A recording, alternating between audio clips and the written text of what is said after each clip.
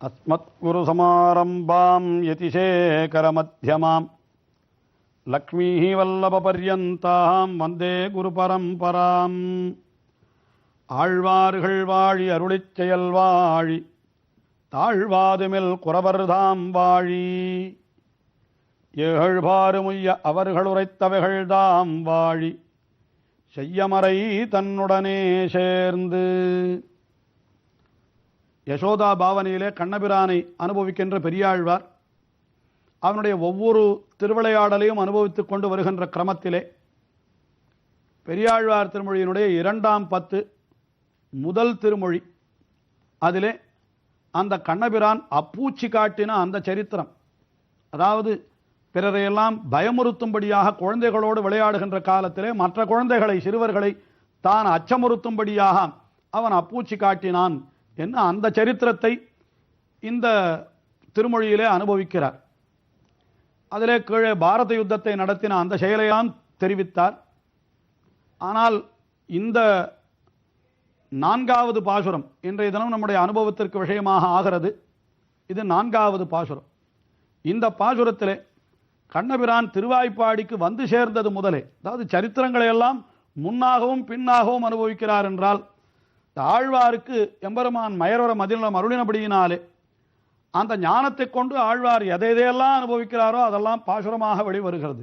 ஆகையினாலே பாரத யுத்தத்தை நடத்தினதை 3ஆம் பாசுரத்திலே அருளி செய்தவர் இப்பொழுது 4ஆம் பாசுரத்திலே கண்ணபிரான் திருவாய்ப்பாடியிலே வந்து சேர்ந்தது அப்பொழுதுதான் பிறந்தான் என்று தெரிவிக்கிறாரே என்று இதையெல்லாம் நாம் கேட்கக்கூடாது. அது அனுபவம் அவருக்கு அப்படி பாசுரங்களாக வருகிற பொழுது இதில் முன்னென்றும் பின்னென்றும் நாம் பார்ப்பதில்லை. இதைத்தான் வியாக்கியானத்திலே ஆச்சாரியர்களும் காட்டியிருக்கிறார்கள்.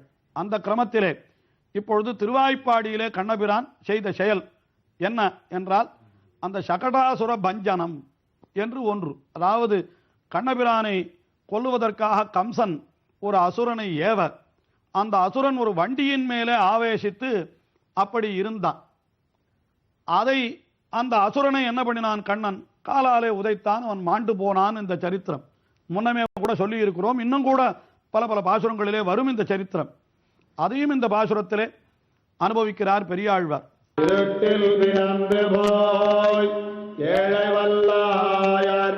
மருட்டை தவிர்த்து வன்கஞ்சன்மாடங்கள் ஓம்பட்டு கொண்டா அரட்டன் வந்த போத்தி காட்டுகின்றான் அம்மனே அப்போத்தி காட்டுகின்றான்.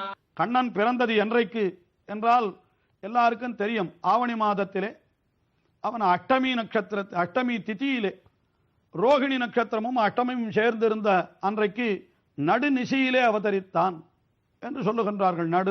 நடுராத்திரியிலே அவதரித்தான். அதைத்தான் இருட்டில் பிறந்து என்று சொல்லுங்கள்.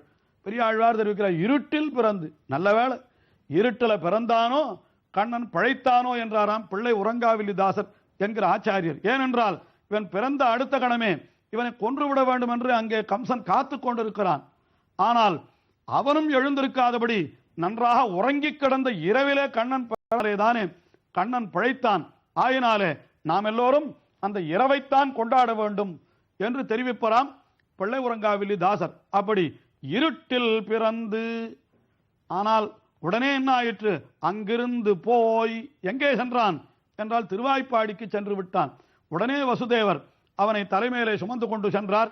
இங்கே இருந்தால் இவனுக்கு ஆபத்து வந்துவிடும் என்று அவனை ஆய்ப்பாடியிலே நந்தகோபர் திருமாளிகையிலே கொண்டு போய் விட்டார் என்கிறார் அல்லவா அந்த புராண வரலாறு. இருட்டில் பிறந்து போய் போய் என்ன செய்தான் என்றால், ஏழை வல்லாயர் மருட்டை தவிர்ப்பித்து, வலிமையுடையவர்கள் ஆனால் அறிவில் மிக்கவர்கள் அல்லர், அப்படிப்பட்ட ஆயர், ஏழைவல் ஆயர் என்று தெரிவிக்கின்றார். அப்படிப்பட்ட ஆயர்களுடைய மருட்டை தவிர்ப்பித்து என்றால் அவர்களுடைய மருள், அவர்களுக்கு இருந்த அஞ்ஞானமெல்லாம் போகும்படியாக செய்தவன் ஆர் என்னால் கண்ணபிரான் தான். அவர்களுக்கு அவ்வப்பொழுது உபதேசித்தான். இந்த இந்திர விழா என்று சொல்லி கோவர்தன மலைக்கு, அதாவது அவர்கள் இந்திரனுக்கு வைத்திருந்த அந்த சோற்றை கோவர்தன மலைக்கு இடும்படி அவனென்றோ சொன்னான். இப்படியெல்லாம் பல பல செயல்களை செய்து அந்த ஆயர்களுடைய மருளையெல்லாம் கண்ணபிரான் தீர்த்தான் என்று நாம் கொள்ளலாம். அப்படி ஆயர்களுடைய அறியாமையை போக்கினான். அவர்கள் ஏழை வல்ல ஆயர்கள், அறியாதவர்கள், ஆனால் அவர்களை அறிந்தவர்களாக ஆக்கினான் கண்ணன் என்று தெரிவிக்கின்றார். மருட்டை தவிர்ப்பித்து, அதற்கு மேலே வன் கஞ்சன் மாள, வலிமையான கம்சன் அவன் மாளும்படியாக புரட்டி, என்னால் அவனை புரட்டி எடுத்தான் என்று அவனை கீழே தள்ளி, அது அவனீதலே என்று சொல்லும்படியாக பூமியிலே அவனை தள்ளினான் என்று அவனை கொன்றான். கம்சனை கொன்ற சரித்திரம் பிறந்தது முதல் அவனை கொன்றது வரை, கம்சனை கொன்றது வரை எல்லாவற்றையும் தெரிவித்து விடுகிறார் இந்த பாசுரத்திலே. அதற்கு மேலே அந்நாள் எங்கள் பூம்பட்டு கொண்ட அரட்டன், என்னால் அந்த நாளிலே கோபியர்களுடைய வஸ்திரத்தை எல்லாம் கூட கண்ணபிரான் அபகரித்தான் அல்லவா, அந்த காளியன் மீது அவன் நடனமாடின சரித்திரம் கீழே அனுபவித்தோமே. அப்படி அந்த காலத்திலே அதற்கு முன்னாலே அவன் என்ன செய்தான் என்னால், இந்த கடம்ப மரத்திலே ஏறி இருந்து கொண்டு வஸ்திரங்களை எல்லாம் அபகரித்தான் என்று ஒரு சரித்திரம் சொல்லப்படுகிறது. அதையும் சொல்லுகிறார். அந்நாள் எங்கள் பூம்பட்டு கொண்ட அரட்டன் வந்து அப்பூச்சி காட்டுகின்றான், அம்மனே அப்பூச்சி காட்டுகின்றான் என்று. அரட்டன் என்னால் எல்லாரையும் பயமுறுத்துகிறவன் என்று அர்த்தம். அதாவது தன்னுடைய அந்த அரட்டு என்னால் என்ன, பிறரை அஞ்சும்படியாக அப்படி அதிர நடத்தல், அப்படிப்பட்ட காரியத்தை செய்பவன் என்று இந்த பாசுரத்திலே கண்ணபிரானை அனுபவிக்கிறார் பெரியாழ்வார். அடுத்த பாசுரத்திலே அந்த சகடாசுர பஞ்சனத்தையும் சேர்த்து அனுபவிக்கிறார். அந்த பாசுரத்தையும் நாம் பார்ப்போம்.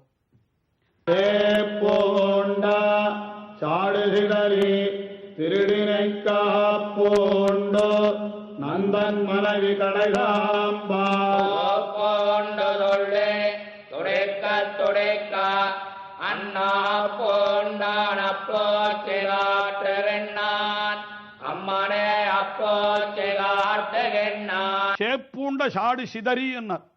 அதாவது மிகவும் சிறிய பருவத்திலே இருக்கிற பொழுது அவன் சாடு என்னால் சகடம், அதாவது ஒரு வண்டி. அந்த வண்டிக்கு ஒரு விசேஷனம் சொல்லுகிறார், சேப்பூண்ட சாடுன்னார். சே என்னால் எருது, சேக்கள் என்னால் எருதுகள். இந்த வண்டியெல்லாம் அழைத்து இழுத்து கொண்டு செல்வதற்கு எருதுகளை கட்டுவார்கள். அப்படிப்பட்ட அந்த எருதுகளை கட்டும்படியான ஒரு வண்டியாம். அப்படின்னா அது ரொம்ப உறுதியான வண்டி என்பதற்காக அதை சொல்லுகிறார். அந்த வண்டியை சிதறும்படி செய்தான் கண்ணன், தன்னுடைய காலாலே உதைத்தான். அதாவது ஏதோ ஒரு நாள் ஒரு உற்சவத்தை கொண்டாடுவதற்காக எல்லோரும் நதிக்கரைக்கு செல்லுகிறார்கள். அப்பொழுது நதிக்கரைக்கு சென்று அங்கே உணவு அருந்த வேண்டும் என்பதற்காக வண்டியிலே உணவுகளை எல்லாம் வைத்துக் கொண்டு செல்லுகிறார்கள். அது கண்ணனுடைய சிறிய பருவத்திலே நடந்த நிகழ்ச்சி. அப்பொழுது யமுனை நதியிலே நீராடுவதற்காக யசோதை செல்லுகிறாள். அப்பொழுது இந்த சிறிய குழந்தையான கண்ணனை என்ன செய்வது என்னால், அந்த வண்டியினுடைய அடியிலேயே ஒரு தூளி கட்டி அதிலே கண்ணனை கிடத்தி விட்டு செல்லுகிறாள். அதாவது ஈடும் வலியுமுடைய இந்நம்பி பிறந்த எழுதிங்களில் ஏடலர் கண்ணியினானை வளர்த்தி யமுனை நீராடப் போனேன் என்று இந்த சரித்திரத்தை திருமங்கை ஆழ்வார் ஒரு பாசுரத்திலே அனுபவித்திருக்கிறார். அப்படிப்பட்ட அந்த ஷாடு, எருதுகளாலே இழுத்து செல்லப்பட்ட வண்டி, அந்த வண்டி சிதறும்படியாக செய்தவன் என்று சேப்புண்ட ஷாடு சிதறி என்ன அத்தை செய்தவன். ஆனால் அவ்வளவு வலிமையுடையவன். அதற்கு முன்னாலே அவன் செய்த செயல் என்ன தெரியுமா? திருடி நெய்க்கு பூண்டு. நெய்யை திருடினான். நெய் என்னால் வெண்ணெய் இல்லையா, வெண்மையாக இருக்கிறபடியினாலே அதற்கு வெண்ணெய் என்று பெயர். அதனுடைய பெயர் நெய் என்பது தானே. அந்த வெண்மையான நெய், வெண்ணெய், அந்த திருடி நெய்க்காக திருடி ஆப்புண்டு கையுங்களவுமாக யசோதனிடத்திலே அப்படி அவன் கட்டுப்பட்டு விட்டான். அதாவது கையுங்களவுமாக அகப்பட்டு விட்டான். என்ன செய்தார்? நந்தன் மனைவி கடை தாம்பால் நந்தன் மனைவி என்றார். ஏன் யசோதை என்று சொல்லாமல் நந்தன் மனைவி என்று சொன்னதற்கு என்ன காரணம் என்னால், யசோதைக்கு தானாக கண்ணபிரானை கட்ட வேண்டும் என்றும் அடிக்க வேண்டும் என்றும் அவளுக்கு எண்ணம் கிடையாதான். ஏனென்றால் என்னதான் இருந்தாலும் தாய் அல்லவா, எத்தனை குறும்பு செய்தாலும் அந்த மகனை அடக்குவதற்கு தாய்க்கு மனமே வருவதில்லை. ஆனால் தகப்பனார் அப்படி அல்லரே. அவர் கொஞ்சம் எப்படிப்பட்டவர் என்னால் கடினமான ஹிருதயத்தை உடையவர். எப்பொழுதும் ஆண்கள் என்றால் கடினமான ஹிருதயமும் பெண்கள் என்றால் மென்மையான இதயமும் உள்ளவர்கள் என்பது உலக இயற்கைதானே. ஆகையினாலே நந்தகோபர் கொஞ்சம் கடுமையாக இருப்பர். அதுதான் அந்த திருப்பாவை பாசுரத்திலே கூட ஆண்டாள் கண்ணபிரானை பற்றி சொல்லுகிற பொழுது நந்தகோபன் குமரன் என்றும் யசோதை இளம் சிங்கம் என்றும் சொல்லுகிறாள். நந்தகோபனுக்கு அவன் குமரனாக இருக்கிறான், யசோதைக்கு இளம் சிங்கமாக அவளிடத்திலே தன்னுடைய திரளையெல்லாம் காட்டுபவனாக இருக்கிறான். ஆனால் இங்கே யசோதை கண்ணபிரானை என்ன செய்தாள் என்னால் அப்படி அவனை அடிக்க சென்றாள் வெண்ணெய் திருடினது கண்டு. ஏனென்றால் நந்தகோபருக்கு தெரிந்தால் அவர் ஏன் இவனை நீ கண்டிக்கவில்லை என்று நம்மை கேட்டால் என்ன செய்வது என்ன, அது ஒரு விஷயம். மத்தொன்னு, அவர் அடிக்க தொடங்கினால் கண்ணனுக்கு இன்னும் அதிகமாக வலிக்குமே. ஆகையினால என்ன பண்ணலாம், தானே செய்து விடுவோம் அந்த காரியத்தை என்று என்ன பண்ணலாம், நந்தன் மனைவி. அந்த நந்தன் மனைவி என்று சொல்லாலே சொல்லுகிறார் இந்த இடத்துல, யசோதை என்று சொல்லாமல். அவர் நந்தகோபருக்காக செய்த செயல் இது. அவள் செய்த செயல் என்ன செய்தாள்னால், கடைதாம்பால், கடைகின்ற தாம்புன்னு. கடைத்தாம்புனாலே ரொம்ப மெல்லிய தாம்புன்னு தான் அர்த்தம். அதை அடிச்சா, அத்தால் அடிச்சா வலிக்க கூட வலிக்காதாம். ஏனென்றால் நன்ற உறுதியா இருக்கிற தாம்பை அவர்கள் மாடுகளை கட்ட உபயோகப்படுத்துவார்களாம். கொஞ்சம் அந்த தாம்பு தளர்ந்து போய்விட்டதானால் அதை கொண்டு கன்றுகளை கட்டுவார்களாம். கன்றுகளை கட்டியும் அந்த தாம்பு தளர்ந்து போனால் அதை தயிர் கடைவதற்கு வைத்துக் கொள்வார்களாம் என்று சொல்லுவதுண்டு. அப்படி பார்த்தால் இந்த கடை தாம்பு என்கிறது மெத்தன் இருக்கக்கூடிய தாம்பு. அந்த தாம்பாலே என்ன பண்ணினாள்னா இவனை அடிக்க சென்றாள். சோப்பு உண்டு துள்ளி துடிக்க துடிக்க அவள் கோபம் கொண்டு இவனை அடிக்க, உடனே இவன் என்ன பண்ணினான், அடிக்க கையை ஓங்கினாள். உடனே கண்ணபிரான் என்ன செய்தானா, துடிக்க துடிக்க துள்ளினான் என்று சொல்லும்படியாக அப்படியெல்லாம் இருந்து கடைசியில் என்ன செய்தான், அன்று ஆப்பு உண்டான். அந்த யசோதை கட்டின கட்டுக்கு அகப்பட்டு கிடந்தான். இவன் எப்பேற்பட்டவன், உலகத்தையெல்லாம் இந்த சம்சாரமாகிற பந்தத்திலே, உலக வாழ்க்கையாகிற பந்தத்திலே நம்மையெல்லாம் கட்டுகிறவன். இந்த இற்று போன தாம்பு, அதுவும் கண்ணினும் சிறு தாம்பு என்கிறார் மதுரகவிகள். இங்கே அவள் நந்தன் மனைவி கடை தாம்பு என்கிறார் பெரியாழ்வார். இந்த கடைகிற தாம்பு அது எவ்வளவு வலிமையா இருக்கும், மூச்சு விட்டால் அருந்து போயிருக்கும்.